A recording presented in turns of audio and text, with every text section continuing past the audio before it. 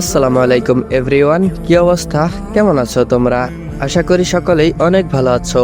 তোমাদের দোয়া এবং ভালোবাসায় আমিও অনেকটাই ভালো আছি। তো তোমাদের অকাল বন্ধন গল্পের 11 নম্বর পর্ব নিয়ে হাজির হয়ে গেলাম।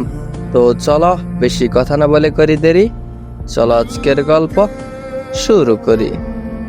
আর না জানে কাল রাতে রিংয়ের ঘটনার পর জিয়ন এখন আহত বাঘের মতো পড়ছে। তাকে খাঁচা থেকে বের করে আনার একটাই উপায়, তার সেই তীব্র অধিকার বোধে আঘাত করা। আরিনা রান্নাঘরে লুচি আর সেমাই তৈরি করছে, ঘ্রাণে পুরো ফ্ল্যাট মোমো করছে। সে জানে পাশের ফ্ল্যাটে বসে জিয়ন এই ঘ্রাণ পাচ্ছে, কিন্তু এই জেদি মানব স্বেচ্ছায় কোনোদিনও এইখানে আসবে না। তাই ঠিক করলো সে এই বান্দাকে খুব কৌশলে নিয়ন্ত্রণ করতে হবে। যেমন ভাবা তেমন কাজ। সে তৎক্ষণাৎ তার ফোনটা হাতে নিল। ফোনের ওপাশে কেউ নেই, কিন্তু সে এমন ভাবে কথা বলতে শুরু করলো যেন খুব প্রিয় মানুষের সাথে সে প্রেমে মগ্ন। আরিনা বলল, হ্যাঁ জান, আমি তো তোমাকে অনেক মিস করি। তুমি আসবে না আজ? এই তো তোমার পছন্দের সেমাই রান্না করেছি। ময়না আমার, কলিজা আমার, তুমি ছাড়া তো আমার একটা দিনও ভালো কাটে না। আরিনা গলার স্বর কিছুটা উঁচুতে রাখলো আর এমন ভাবে হাসছে যেন তার জীবনে শীতকালেও বসন্ত নেমে এসেছে। ঠিক সেই মুহূর্তে আরিনা ফ্ল্যাটের দরজাটা কোনো সংকেত ছাড়াই সজোরে খুলে গেল। জিয়ন দাঁড়িয়ে আছে দরজার পাশে।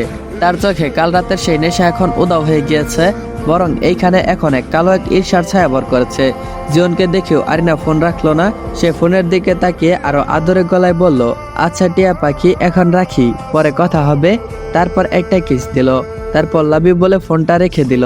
আরিনা ফোনটা রেখে খুব স্বাভাবিকভাবে জিয়নের দিকে তাকালো আর বলল, আরে জিয়ন সাহেব, আপনি এখন এলেন আর দরজা নক করার অভ্যাসটা কি আপনার কোনোদিনও হবে না? জিয়ন কয়েক পা এগিয়ে এলো। তার চোয়াল শক্ত হয়ে আছে, হাতের রগগুলো নীল হয়ে ফুলে উঠেছে। সে ধীর পায়ে আরিনার সামনে এসে দাঁড়ালো। জিয়নের সারা শরীর থেকে অদ্ভুত এক গরম তেজ বের হচ্ছে আর জিজ্ঞেস করলো, কার সাথে কথা বলছিলে? জিয়নের গলার স্বরটা একদম নিচু, কিন্তু তাতে এক ভয়ানক গর্জন লুকিয়ে আছে। আরিনা সোফায় আরাম করে বসলো আর বলল, কেন, আপনার কি খুব দরকার সেটা জানার? আমি আমার ময়নাটিয়ার সাথে কথা বলছিলাম। জিয়ন সাহেব, পরকীয়া তো আর একতরফা হয় না, তাই না? আপনি বলেছিলেন না এই ইলিগাল রিলেশনশিপ নরমাল, সো আমারও তো একটু বৈচিত্র্যের দরকার। জিয়ন এক নিমিষেই আরিনার সামনে এসে তার দু কাঁধ খামছে ধরে তাকে সোফা থেকে উঠে দাঁড় করালো। আরিনার ফোনটা সে কেড়ে নিয়ে মেঝেতে ছুঁড়ে মারলো। ফোনের স্ক্রিনটা চুরমার হয়ে গেল ভেঙে। তোকে আমি বলেছিলাম আরিনা সৈয়দ, তুই কেবল আমার সম্পত্তি। জিয়ন দাঁতে দাঁত চেপে হিসফিসিয়ে বলল, তার মুখ আরিনার মুখের খুব কাছে। আমার সামনে অন্য কাউকে জান, ময়না, সোনা এগুলা বলার সাহস কোথা থেকে পাস? তুই কি জানিস না আমার জিনিসে অন্য কেউ সামান্য চোখ তুলেও দেখতে দেয় না? আর সেইখানে তুই তো আমার একান্ত ব্যক্তিগত সম্পত্তি। আরিনা ব্যথায় কুকড়ে গেল। তার ঠোঁটে এক রহস্যময় হাসিটা অমলিন। সে জিয়নের আগুনের মতো চোখের দিকে তাকিয়ে বলল, সম্পত্তি? সম্পত্তি তো জড়বস্তু হয় জিয়ন সাহেব, কিন্তু আমার তো একটা মন আছে। সেই মন যদি অন্য কাউকে ময়না বলে ডাকে, তাহলে আপনি কি করবেন? আপনি তো জিয়ন, আপনি তো চিনিয়ে নিতে জানেন, তো জান না আমার মনটাকে চিনিয়ে নিয়ে দেখান। জিয়ন এবার আরিনার গলাটা এক হাত দিয়ে চেপে ধরল, তবে তাকে মারার জন্য নয়, বরং এক আদিম আক্রোশে তাকে নিজের বশে করার জন্য। জিয়নের সাইকো সত্তা আজ কোনো নিয়ম মানছে না। তুই আমাকে টেস্ট করছিস Arin? Don't play with fire, আগুনের সাথে খেলা করিস না। জিয়ন চিৎকার করে উঠল। সে আরিনাকে হিড়হিড়িয়ে টেনে নিয়ে নিজের ফ্ল্যাটের দিকে রওনা হলো। আজ থেকে তুই এই ফ্ল্যাটে নয়, বরং আমার ফ্ল্যাটে আমার চোখের সামনে থাকবি। প্রতিটা সেকেন্ড আমি দেখব তুই কার সাথে কথা বলিস। ওই ফারজিয়ন হয়তো তোকে চোখে চোখে রাখতো, কিন্তু এই জিয়ন তোকে কেবল শিকলে বেঁধে রাখবে। আরিনা কোনো বাধা দিল না। সে জিয়নের এই উন্মাদনা উপভোগ করছে। ফ্ল্যাটের ভিতরে নিয়ে গিয়ে জিয়ন আরিনাকে সোফায় ফেলে দিয়ে দরজা লক করে দিল। জিয়ন পাগলের মতো রুমের ল্যান্ডলাইনের ফোনটাও একটানে ছিঁড়ে ফেলে দিল আর বলল, এখন বলো, এখন ডাকো তোমার ময়নাটিয়াকে। জিয়ন হাঁপাচ্ছে, তার কপালের ঘাম জমেছে। আরিনা সোফায় বসে নিজের এলোমেলো চুলগুলো ঠিক করলো। সে দীর্ঘ গলায় বলল, আপনি এত হাইপার হচ্ছেন কেন জিয়ন সাহেব? আপনি আমাকে না ঘৃণা করেন? তবে অন্য কেউ আমাকে ভালোবাসলে আপনারা তো জ্বলছে কেন? আপনি কি এখন ফারজু ভাইয়ের মতো আমাকে আগলে রাখতে চাইছেন? স্বীকার করলেই তো পারেন যে আপনি আমাকে অন্য কেউ জান বললে সহ্য করতে পারেন না। ফারজিয়ন নামটা শোনা মাত্রই জিয়ন ড্রয়িং রুমের একটা কাচের টেবিলে লাথি মেরে ভেঙে ফেললো। সে আরিনার সামনে হাঁটু গেড়ে বসলো এবং তার চিবুকটা শক্ত করে ধরলো। আমি কোনো ফারজিয়ন সৈয়দ নই, আমি জিয়ন। আমি এসব সহ্য করতে পারি না, কারণ আমি যা পছন্দ করি সেখানে অন্য কারো ছায়া আমি সহ্য করি না। তুমি আমার কয়েদি আরিনা সৈয়দ, আর আমার কয়েদিদের কোনো প্রেমিক থাকতে নেই, কোনো ময়না থাকতে নেই, অনলি মি, জাস্ট মি। জিয়ন আরিনার চোখে চোখ রেখে বলল, তার চাহনিতে এখন এক মরণপণ অধিকার বোধ। আরিনা দেখলো জিয়নের চোখে সেই পুরনো ফারজু ভাইয়ের এক পলক ছায়া, যে তাকে অন্য কোনো ছেলের সাথে কথা বলতে দেখলে ঠিক এমন ভাবে রেগে যেত। আরিনা মনে মনে হাসলো। জিয়ন নিজেকে যতই দানব প্রমাণ করতে চাক, তার ভিতরে সেই পজিটিভ ফারজু ভাই আজ সবার সামনে উন্মুক্ত হয়ে গেছে। সে জিয়নের কানের কাছে গিয়ে খুব শান্তভাবে ফিসফিসিয়ে বলল, আপনি যতই আয়না ভাঙুন আর টেবিল ভাঙুন জিয়ন সাহেব, আপনি আপনার ভেতরে জ্বলতে থাকা সেই ঈর্ষান আগুন কখনো নিভাতে পারবেন না। আপনি আমাকে বন্দি করেছেন, কিন্তু আমার মায়া কখনোই কাটাতে পারেননি। আপনি আসলে আমাকে বন্দি করেননি, নিজেকে বন্দি করেছেন, তাও আবার আমার কাছে। জিয়ন আরিনাকে এক ঝটকায় ছেড়ে দিয়ে রুম থেকে হনহনিয়ে বেরিয়ে গেল। সে করিডোরে গিয়ে মাথায় হাত দিয়ে হেলান দিয়ে দাঁড়িয়ে পড়ল দেয়ালের সাথে। তার বুক ধরফর করছে। আরিনার প্রতিটা কথা তীরের মতো তার গায়ে বিচ্ছে। জিয়ন বুঝতে পারছে না সে কেন একটা ফোনের জন্য এরকম বেপরোয়া হয়ে পড়েছে, কেন একটা সাধারণ ফোনের আলাপ তাকে এতটা পাগল করে দিল। সে তৎক্ষণাৎ আয়ানকে ফোন দিল, চিৎকার করে বলল, আয়ান, আরিনার সম্পর্কে সব ইনফরমেশন বের কর। ও নিউ ইয়র্কে কার সাথে যোগাযোগ করেছে, কাকে ও ময়নাটিয়া বলেছে, তার নাম ঠিকানা সব চাই আমার, তাকে আমি জ্যান্ত কবর দিব। আয়ানের ওপাশ থেকে ভয়ার্থ গলা শোনা গেল, জিয়ন ব্রো, তুমি কি পাগল হয়ে গেছো? কি করছো এসব? আয়ান বলল, চুপ থাক, যা বলেছি তাই কর। জিয়ন ফোনটা আছাড় মেরে ভেঙে দিল। ড্রয়িং রুমের সে বদ্ধ করে আরিনা একা একা বসে জানালার বাইরে ম্যানহাটন দেখছে।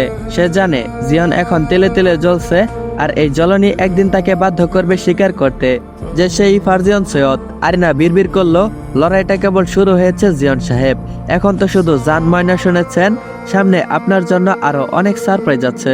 ড্রয়িং রুমটা এখন এক রণক্ষেত্র, ভাঙা কাচের টুকরা আর জিয়নের রাগের উত্তাপ। বাতাস ভারী হয়ে আছে। জিয়ন আরিনার খুব কাছে দাঁড়িয়ে হাঁপাচ্ছে, তার বুকের ওঠানামা বলে দিচ্ছে ভিতরে কতটা সুনামি চলছে। আরিনা এখন নির্বিকার। সে ভাঙা আয়নার টুকরো নিজের প্রতিচ্ছবি দেখছে আর ঠোঁট বাঁকিয়ে হাসছে। কি হলো জিয়ন সাহেব, আপনি তো বলেছিলেন আপনি দানব, আপনার কোনো আবেগ নেই, তাহলে সামান্য একটা ফোন কলের আলাপে আপনার এই অবস্থা? আপনার কি শ্বাসকষ্ট হচ্ছে? আরিনার গলায় বিদ্রুপের সুর। জিয়ন কোনো উত্তর দিল না। সে আরিনার দিকে এক পলক তাকালো, সেই কাজল কালো চোখ আর সেই মুচকি হাসি। জিয়নের মাথা যেন ভিতরে একদম ধাউ ধাউ করে জ্বলে উঠলো। সে এক মুহূর্ত আর দেরি করলো না। তাকে আর কিছু বলার সুযোগ না দিয়ে আরিনাকে এক ঝটকায় নিজের কাঁধে তুলে নিল। আরিনা বলল, ছেড়ে দিন, নামান বলছি, এইসব অসভ্যতা কেন করছেন আমার সাথে? আরিনা জিয়নের পিঠে কিল আর চর মারতে লাগলো, কিন্তু জিয়নের পাথরের শরীরের কাছে এগুলো ফুলের মতো আঘাত। জিয়ন গটগট করে হেঁটে নিজের বিশাল বেডরুমের সামনে এসে থামলো। 19 নম্বর ফ্ল্যাটের এই রুমটি আরিনার কাছে একদম অপরিচিত। দরজার লক খোলার শব্দে আরিনার ভোগটা দোকানি বেড়ে গেল। ভিতরে ঢুকতেই আরিনা নাশরন্ধ্রে আশ্রয় পড়ল। সেই কালজয়ী এবং গভীর পারফিউমের ঘ্রাণ। এই সুগন্ধটি জিয়নের চরিত্রের মতোই দামি, আভিজাত মাখা এবং অদ্ভুত একটা ঘর তৈরি করা। আরিনাকে বিছানার উপর এক প্রকার ছুঁড়ে ফেলে দিয়ে দরজাটা লাথি মেরে বন্ধ করে দিল। তার প্রতিটি মুভমেন্ট এক সাইকোপ্যাথিক জেদ। ঘরটি নীলচে মায়াবী আলোয় আচ্ছন্ন। এক পাশে সাজানো ক্লাসিক নোবেল, অন্য পাশে আধুনিক প্রযুক্তির কন্ট্রোল রুম। পুরো রুমটা যেন জিয়নের একাকৃতিক এক দুর্ভেদ্য দুর্গ। আরিনা উঠে বসতে গিয়ে থমকে গেল। তার নজর হঠাৎ স্থির হয়ে গেল বিছানার এক কোণে একটা ছোট নরম তুলতুলে সাদা খরগোশের ছানা ভয়ে কুঁকড়ে আছে। হয়তো জিয়ন কোনো এক বিষণ্ণ মুহূর্তে একাকিত্ব কাটাতে এটাকে এনেছিল। আরিনা জিয়নের দিকে ঘৃণাভরা দৃষ্টি দিয়ে এই খরগোশটাকে দু হাতে তুলে নিল। এক মুহূর্তেই আরিনার চেহারা বদলে গেল। জিয়নের সামনে যে কাঠিন্য ছিল তা গলে গেল এক মুহূর্তেই। খরগোশটার নরম লোমে হাত রাখতেই সেই খরগোশটাকে নিজের গালের সাথে ঘষে আদরে গলায় বলতে লাগলো, ওলে আমাল কিউটে পাই, তুমি এই রাক্ষসটার ঘরে কিভাবে এলে? তুমি কত কিউট, তোমার চোখগুলো কত মায়াবী, I love you so much. আমার ময়না। ময়না শব্দটা কানে গরম তেলের মতো লাগলো জিয়নের। সে মাত্র কয়েক মিনিট আগেই শুনেছে আরিনা ফোনে কাউকে ময়না বলে ডেকেছে, এখন ময়না বলে প্রাণীটাকেও ডেকেছে। জিয়নের সমস্ত আধিপত্য আরিনা ধুলোয় মিশিয়ে দিয়েছে। জিয়ন ধীর পায়ে এগিয়ে এলো। তার চাহনি এখন এতটাই ভয়ঙ্কর যে সাধারণ কেউ দেখলে তা জ্ঞান হারিয়ে ফেলবে। সে বিছানায় বসে আরিনার খুব কাছে এসে ঝুঁকে পড়ল। ওটাকে নিচে নামাও আরিনা সৈয়দ।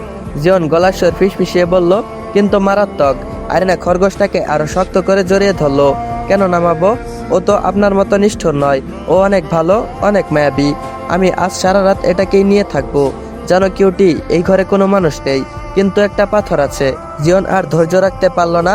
সে এক ঝটকায় আরিনার হাত থেকে খরগোশটাকে কেড়ে নিয়ে ফ্লোরে আলতো করে ছেড়ে দিল। খরগোশটা ভয়ে খাটের এক পাশে চলে গেল। আরিনা প্রতিবাদ করতে যাওয়ার আগে জিয়ন আরিনার দু হাত মাথার উপর চেপে ধরল বিছানার সাথে। জিয়নের শরীর পুরো ওজন আরিনার উপর পড়ছে। আরিনা হাঁসফাঁস করছে, কিন্তু চোখে কোনো হার মানার চিহ্ন নেই। জিয়নের মুখ আরিনার কানের একদম কাছে নিয়ে গেল।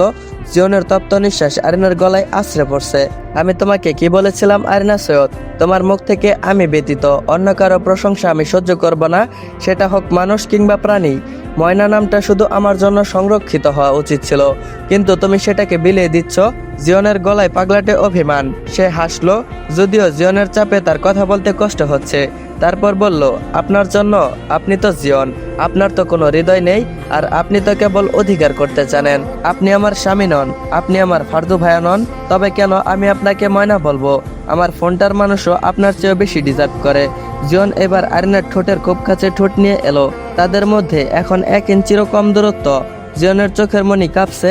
সে আরিনার ঠোঁটের কাছে নিজের বুড়ো আঙ্গুল দিয়ে চাপ দিয়ে ধরলো। চুপ করো, একদম চুপ। জিয়ন আক্রোশে আরিনার ঘাড়ের পাশে নিজের দাঁত বসিয়ে দিল। মায়া নয়, এক তীব্র অধিকারে। আরিনা ব্যথায় আর্তনাদ করে উঠল। তার নখ দিয়ে জিয়নের শার্ট খামচে ধরল।